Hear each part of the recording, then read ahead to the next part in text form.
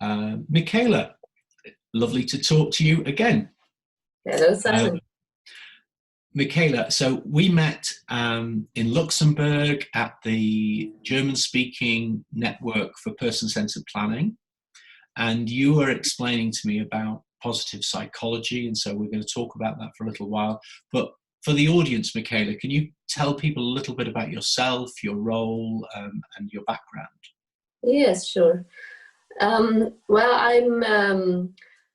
a psychologist and supervisor for social professions, and I've been working as a lecturer for special pedagogues for the last about 17 years, which is my main job. And I got really interested in positive psychology like 5 years ago.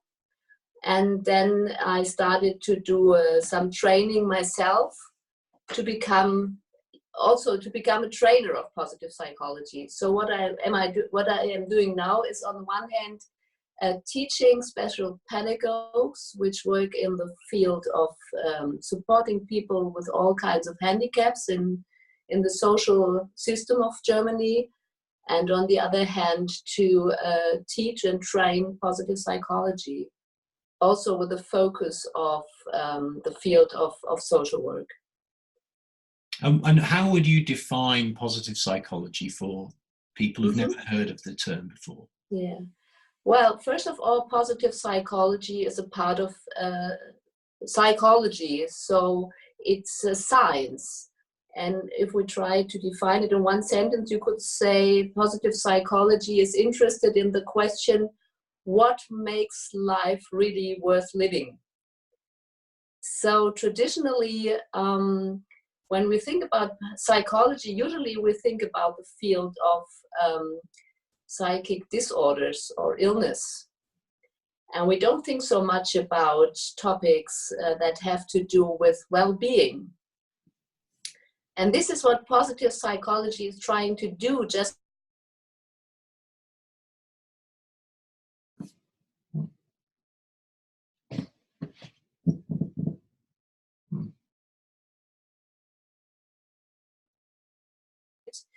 So what positive psychology is trying to do, just to get to broaden the focus, not to stop looking at the processes when people are just about okay, but to go that step further and to really figure out what it takes to make people flourish, and to support people and give them the instruments and the conditions to live in their strengths, to grow, and yes, to be well. So, I mean, this is interesting. So my background is as a philosopher, and when people use the word flourish, you always think about Aristotle. You always think about the early fathers of philosophy, that who I'm sure there were mothers of philosophy too, but sadly their works weren't written down. So, but people like Aristotle were exploring this idea of human happiness with a strong moral sense of trying to identify what are the core elements of that, or what is the right pathway to that. And that is a strong contrast there between thinking that philosophical route and, I suppose, yes, how I think about psychology and psychiatry as being about fighting mental disease in some this kind of pathologic, we use a word like pathology, don't we, and disturbance, which is very, like, the metaphor assumes some idea of the normal and then the abnormal or the broken, which is confusing, really, and kind of we've taken it for granted, but it is a rather questionable way of thinking about human life, isn't it? It definitely is. And of course, when we start to think about well-being, usually we go back to Aristotle and his idea of eudaimonic and hedonistic happiness. And we try to and what we are saying is we need both kinds of both concepts. But in the end, of course, it's not all about having fun. It's also a lot about purpose, and it's a lot about values and virtues. And I think there we are with Aristotle again.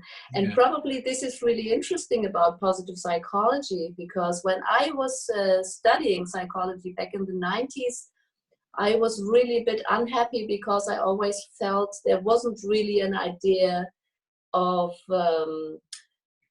an anthropology in that, or of a philosophical idea of values and virtues. There was this concept that science as such is a virtue, you know, the way we try to get information by doing experiments and things like that. But I think a real chance in this movement of positive psychology is really this idea that that psychologists can give an important contribution to the well-being of humans, not only in a individualistic position, but also on a global scale. And one of the connections here, so the reason I met you was because we were both at this person-centered planning network event, and I know that some of the people watching this film will probably be a bit familiar with person-centered planning and its history, which has been very much around addressing injustices that as experienced by disabled people particularly, and trying to find a better pathway for people to overcome those injustices, to overcome isolation and segregation. Can you explain what you think is the point that person-centered planning and positive psychology meet? Yeah, I can try. Actually, the experiences I made with person-centered planning is that what is really crucial is this focus on resources. And person-centered planning has really developed a great scale of different ways and methods how to find these resources and how to connect people with their resources to make their life better. And I think that is the connection with positive psychology, especially because we do have some models and methods in positive psychology that are really focused on personal resources, which are usually not so much on the screen, because we didn't have these instruments before. Especially when we talk about character strengths, which is a very central and important concept in positive psychology. This is something, and we did this workshop about it in Luxembourg. This is really an interesting idea, and I think there's one of the connections where positive psychology can contribute to person-centered planning. And yeah, so when I was at the event, what you did was shared cards which had what we could describe as virtues on them. And it was, I mean, when doing person-centered planning myself, yes, a common question is asking people to think about people's gifts. And so this seemed quite a similar process, but what you'd done, or maybe you can explain where those cards came from, because I thought the story behind it was very interesting.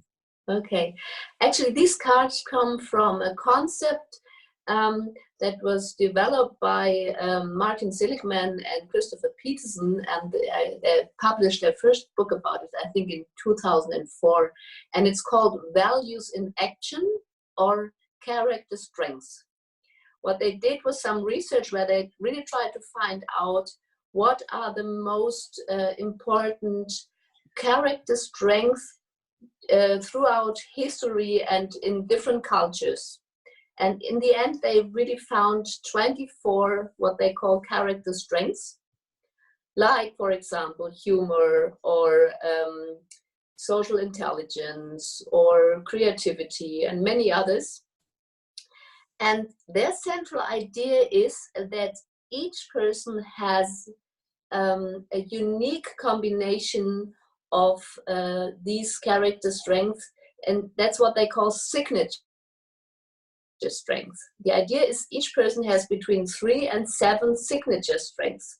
And when you use these strengths, your life is really getting, when you know them and when you use them, your life is really getting much easier. Because one of the central ideas of this strength approach is really, and I think there's another parallel to person-centered planning, when you go with your strengths, this is where you can grow much easier. This is where you can be much more successful. Whereas when we try to get better at our weak points, you have to put in a lot of effort, and the learning curve is very, very flat. You know, and usually when we talk about personal resources and strengths, we think about competence. We think about what somebody can do, abilities. But this approach now gives us a new perspective, because we don't talk about abilities, we talk about personality. We talk about the positive aspects of personality. And I think this is really a nice way this is a nice contribution to the person-centered planning process. And also, we could not just look at the character strength of the person who's going to be supported, but also at the character strength of all the people in the support circle. So everybody can contribute from their own signature strength, which will make the whole process much easier and give much more joy and well-being to everybody involved.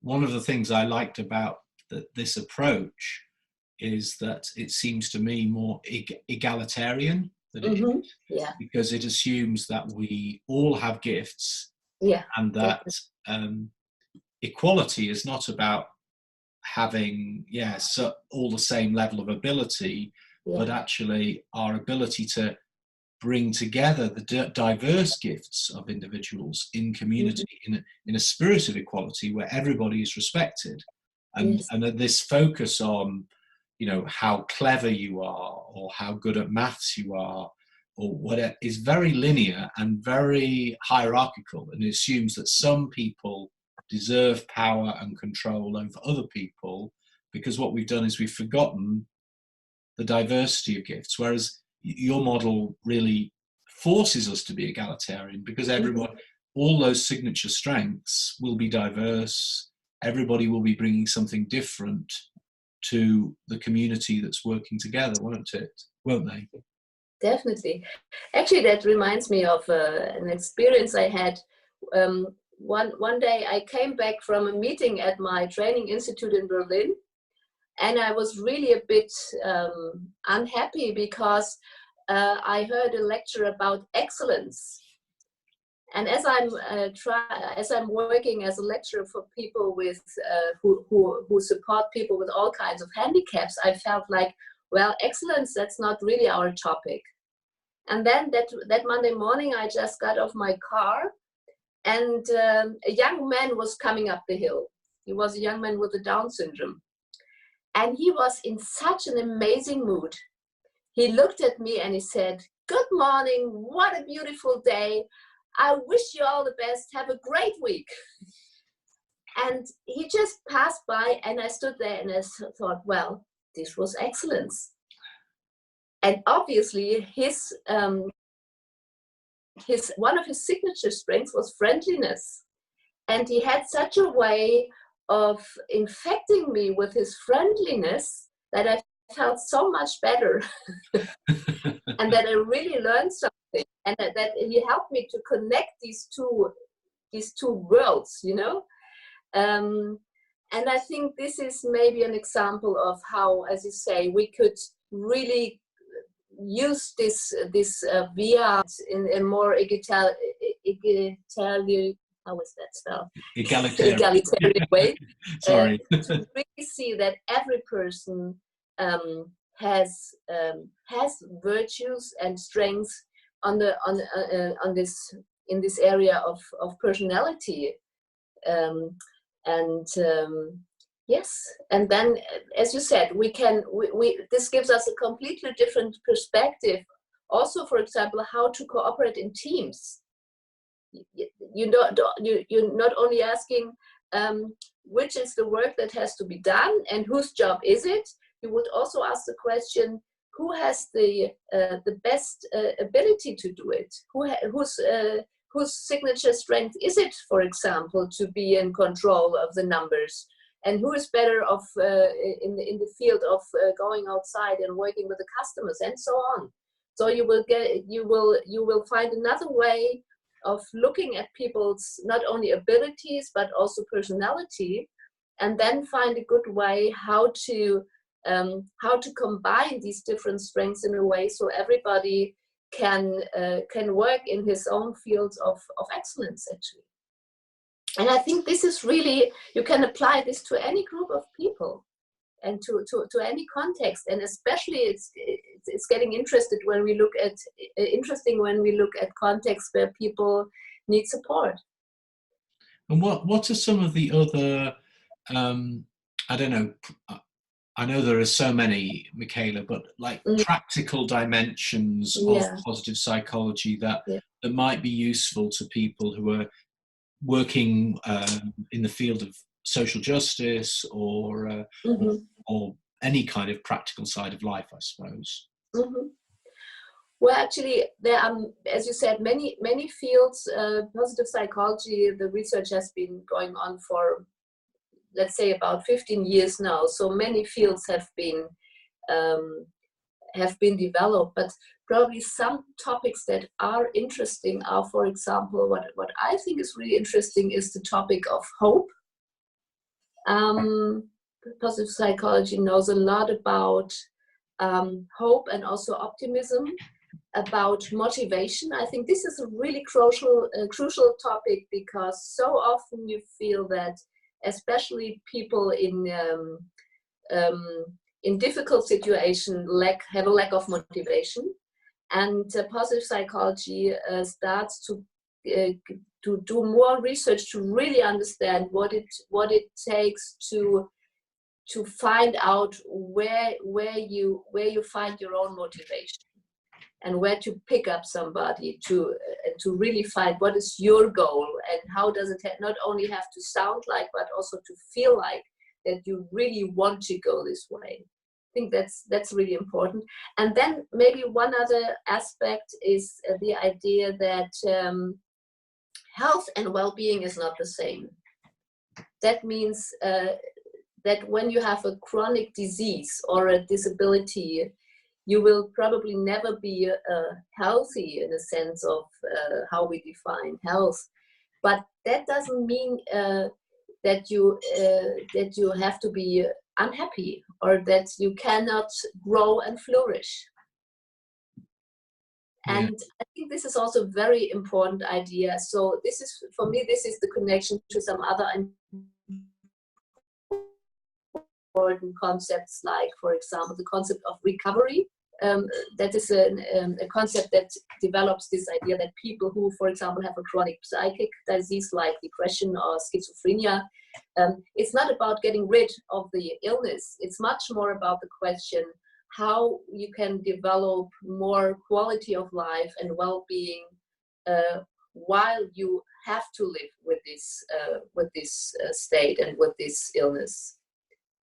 And these are also some topics where I think there's a lot of interesting ideas that help us to understand how we can support people more effective in this field. And philosophically, this is very interesting, because when you talk about the difference between well-being and health, that the conflation of those two things can be very dangerous. I mean, there's this term used generally in medicine as quality-adjusted life years, QALYs, which is then used to ration resources on the assumption that the life of somebody with living with a disability or a chronic illness is somehow of a lower quality than somebody who doesn't have the disability. So what's happened there is that the person is being judged to be less worthy of support because of this health condition or this physical impairment. And this has very significant political and economic repercussions because we've just confused two things. Yeah, definitely. And again, it goes back to what you said earlier about, Aristotle did not have this hedonistic definition of a life worth living as a life full of pleasure, but that is the kind of 19th century utilitarian definition of happiness, which still dominates social science, actually, doesn't it? So there's still a tendency to confuse well-being or human flourishing with hedonism or pleasure, as if it was a good idea that we were all on drugs or all connected to the Matrix, and that's that film itself, I think, is creates a very good sense of the philosophical hazards of utilitarianism. Yeah, definitely. What I think that people might fear is that positive psychology might be muddled up with things like positive thinking or this notion that, well, actually, if you could only be a bit more positive. And again, I know that whining and everything will be fine. And I know that there are many people with disabilities in the current welfare system in the UK, and we've gone through a very terrible period over the last 15 years, really, where the system has more and more said it's your fault and you should just pick yourself up and be more positive, and even funded training programs and psychological programs that kind of assume that you just need to be reprogrammed to be more positive. I don't think that's what you're talking about, is it? Definitely. Yeah, thank you for asking that. Actually, maybe I could try to answer your question by looking at another important topic of positive psychology, which is positive emotion. There's an excellent researcher, Barbara Fredrickson, who is doing research about that.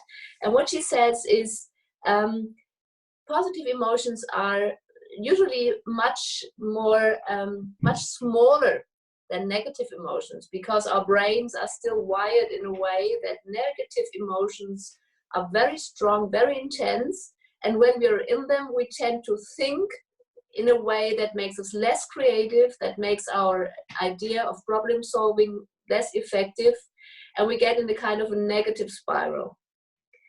So positive emotion can be a great help, and it can be really important to learn how to focus on positivity and how to connect with each other to get more positivity resonance. And that will help us to flourish and to develop well-being. Now, to come back to your question, there is an immense, a very important information in negative emotion. Negative emotion usually turn up when either our values are not met or when the conditions are very unpleasant. And I think to understand this concept right, we have to understand that it's not about saying, please ignore the negative emotions and just focus on the positive. That's not the idea. It's really important to go into the negative emotion and to understand what are the values that are not met at the moment and what are the unpleasant conditions that need to be changed. And then we can start to focus on the positive.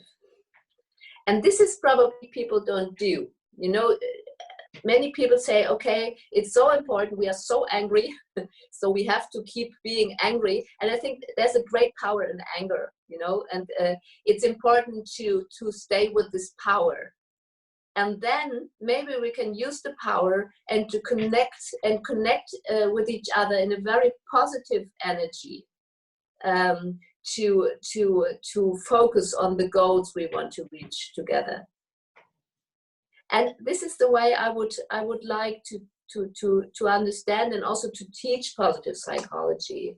Of course, there are like with any other instrument, you can use it in a way to keep the structures in the dysfunctional way they are, or you can use an instrument to transform the structures.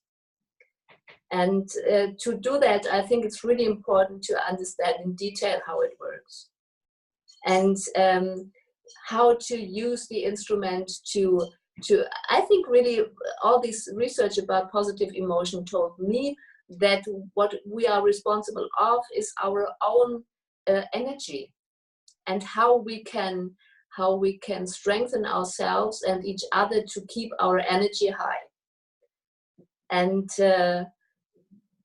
yes, and there it's really important to use the information from the negative emotion, but then to focus on the positive, so we can really use the energy to do something constructive with it. My friend, who's a fellow of the Centre for Welfare Reform, Terry Lynch, talks about keeping the flame burning. Yes, that's the idea, exactly. Because he's particularly focusing on support for older people and support at the end of life. He says, all of the care and actions that you might do mean nothing if the person's flame isn't burning, and you have to think about how you support all the time that energy, that the spirit, the human spirit is another phrase that my friend Pippa Murray has used to describe the kind of central gift. If that flickers, then it's very hard to bring the necessary optimism to solve problems, and you become more powerless in that situation. Exactly, and I think that's really the way I would like to understand and to use these concepts. Mm-hmm.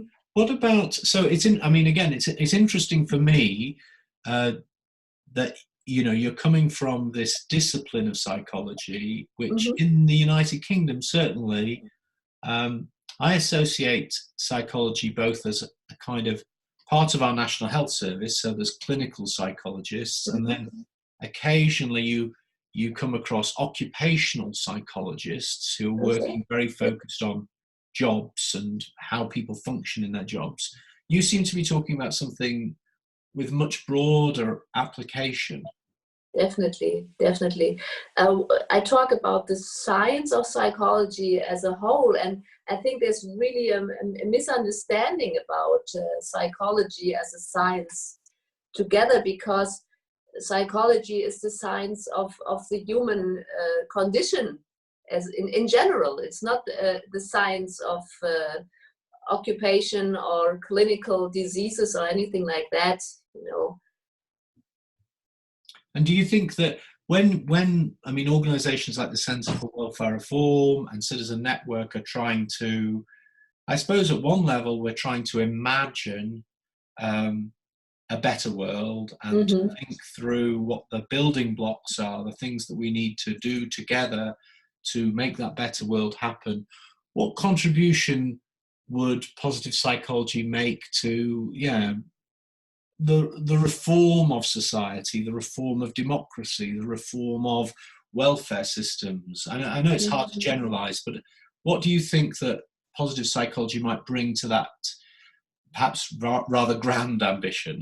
Yeah, well, it's not an easy question for me to answer, because it's really a big a big scale, and psychology in the end really focuses on the individual and what the individual needs, and positive psychology focuses on what individuals need to flourish. But maybe exactly this is the contribution that we can positive psychology can teach us a lot about what people need to experience well-being and flourishing. And there's a lot of empirical support for that. So when you need arguments for your political goals, the science of positive psychology could give you a lot of contribution in a sense of